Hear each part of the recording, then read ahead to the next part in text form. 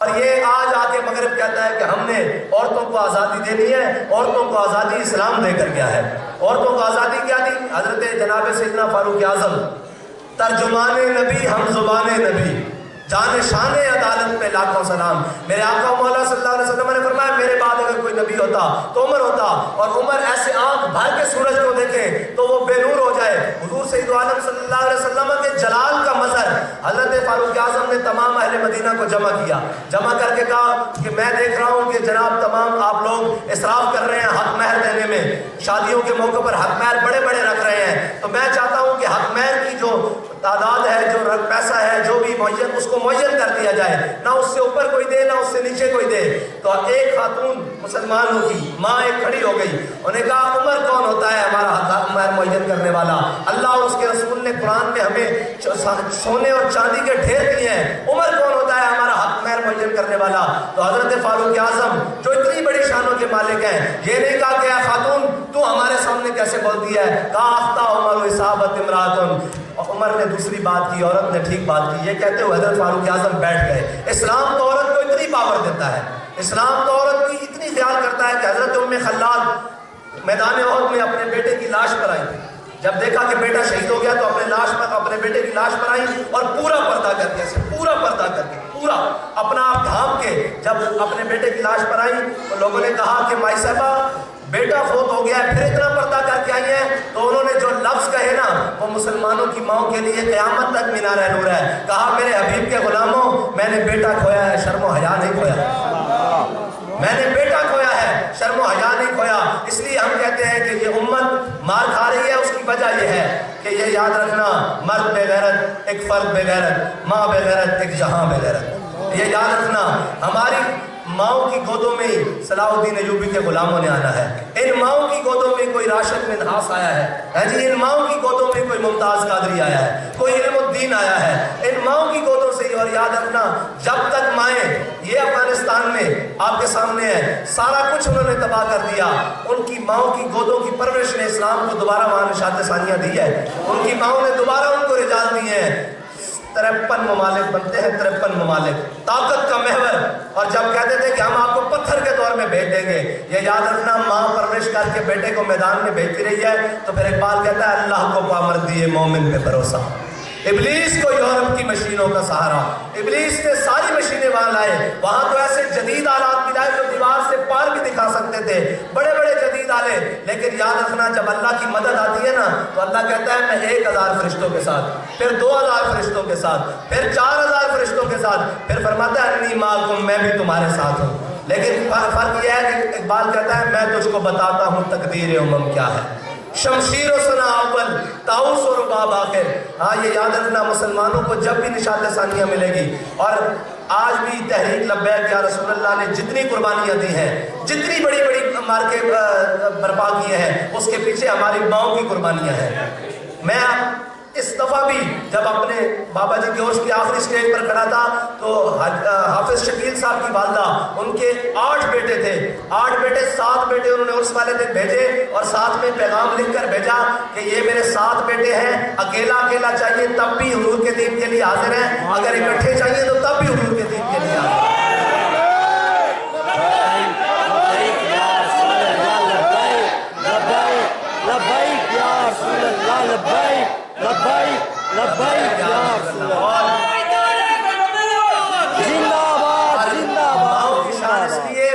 کہ حضرت غازی علم الدین نے اپنی آخری وصیت کی تھی، آخری وصیت یہ کی تھی بھائی جو بھی مجھے ملنے آئے گا وہ روئے گا نہیں۔ سارے رشتہ دار ملنے آئے، غازی صاحب کی بھابیاں، بھائی، رشتہ دار، ماموں، خالہ، پھوپھیاں ساری ملنے آئی نا، مل کے چلی گئی۔ جب غازی صاحب کی والدہ کی باری آئی نا تو غازی صاحب کی والدہ رو پڑی۔ مائیں تو پھر مائیں ہوتی ہیں، غازی صاحب غازی علم الدین کی آخری ملاقات میں میاں والی جیل میں آپ کی والدہ رو پڑی تو غازی صاحب نے بڑے مسکرا کر اپنی والدہ کو کہا کہ ماں تو جھلی ہے، تو کیوں روندی ہے؟ بڑے بڑے لوگوں کے پتر بخار چڑھے ہونا مر گئے ہونے، کوئی ڈوب کے مر گئے ہونے، کوئی آگ میں جل کے مر گئے ہونے، کوئی ایکسیڈنٹ نہ مر گئے ہونے، کوئی چھت تو گر کے مر گئے ہونے، پتہ نہیں کیڑی کیڑی حادثات موت تے مر گئے ہونے، لیکن غازی تیرا پتر غازی علم الدین حضور دے نام پہ جان دے رہا، قیامت تک جدو میرا نام آئے گا نا تو لوگ عثمان بھی سلام کریں گے جس نے علم الدین پیدا کیتا سی۔ آج اسی پوری میں تقریباً صدی ہونا 19 1929 سے 1923 شروع ہو گیا نا, تقریباً 6 سال کم, 94 سال بعد بھی عثمان کو سلام کر رہے ہیں جس نے علم الدین پیدا کیتا. اور یہ یاد رکھنا, لوگ کہتے ہیں نا جناب اقبال کہتا میرا جڑا عشق رسول ہے وہ مینوں اپنی ماں کی گود وچوں ملیا. ہاں, اور حضرت امام احمد بن حنبل اپنی مسند تے جلوہ کرن, ایک عورت پردے وچوں سوال کرنا, جس طرح پردے لگے پیچھے ایک عورت نے سوال کیتا, انہوں نے کہا امام صاحب ایک مسئلہ پوچھنا امام احمد بن حنبل کو. اور امام احمد بن حنبل ہو امامن, اے علماء بیٹھے, امام صاحب نو جس وقت کوڑے لگ رہا سن نا جناب, اونٹ تے بن کے ننگی پیٹھ ہوتے کوڑے لگ رہا سن, تے زور دا وقت ہویا, امام صاحب نے اس جلاد نے کیا بھی میں تھلے اتارو میں نماز پڑھنی. کہ جدو آپ تھلے اترے نا اس وقت دے بڑے بڑے وہ جناب مسلے آ گئے, بڑے بڑے جناب اس وقت دے سرکاری ٹاؤٹ آ گئے, مولوی آ گئے. انہوں نے کہا امام صاحب تانوں نہیں پتا کہ خون جسم تو بہ جاوے تو وضو باقی نہیں رہتا, تے تہاڈا تا خون بہ رہا, تہاڈی نماز کس طرح آئے گی؟ آپ نے جڑا تاریخی جملہ فرمایا جناب عمر نے لگے ہوئے خنجر نہ نماز ادا کی تھی, انہوں دی ہو گئی. فرمایا کوفے دی مسجد جناب مولا کائنات دا خون بہ رہا سی, انہوں دی ہو گئی. احمد بن حنبل بھی انہوں دے رستے ہوتے چل رہا, احمد بن حنبل دی بھی ہو جائے گی. حضرت امام احمد بن حنبل اپنی مسند تے جلوہ کرن, عورت نے پردے تو پیچھے آواز دی, کیا امام صاحب تہاڈے کو مسئلہ پوچھنا؟ امام صاحب نے فرمایا پوچھو. عورت فرمان لگی ہیں بھئی میں پرانے زمانے چ عورتاں چرخہ کدیاں سن, سوت کدیاں سن, چرخے ہوتے. انہوں نے کہا جی میں چرخہ کدی ہاں اپنی چھت تے بہ کے شام دے وقت, تے میں اپنا دیا جلانی اپنے پیسے دا, وہ دیا جلا کے سوت کت رہی ہوندی ہیں. اتنی دیر وچ بادشاہ دی سواری تھلے گلی چوں گزردی میرے مین روڈ دے اتوں, انہاں دے اگے گھوڑے ہوندے, انہاں دے جناب خدام سپاہیاں نے مشلاں بلند کیتیاں ہوندیاں. او مشلاں دی روشنی جدوں بلند ہوندی تے میرے دیے دی روشنی اتنے حاوی آ جاندی. اس دوران جڑا میں سوت کتی ہوں میرے اتنے حلال ہے یا حرام ہے؟ احمد بن حنبل, امام احمد بن حنبل فرماتے ہیں میں اپنی مسند تے ہل گیا کہ مسئلہ پوچھنے والی کون ہے؟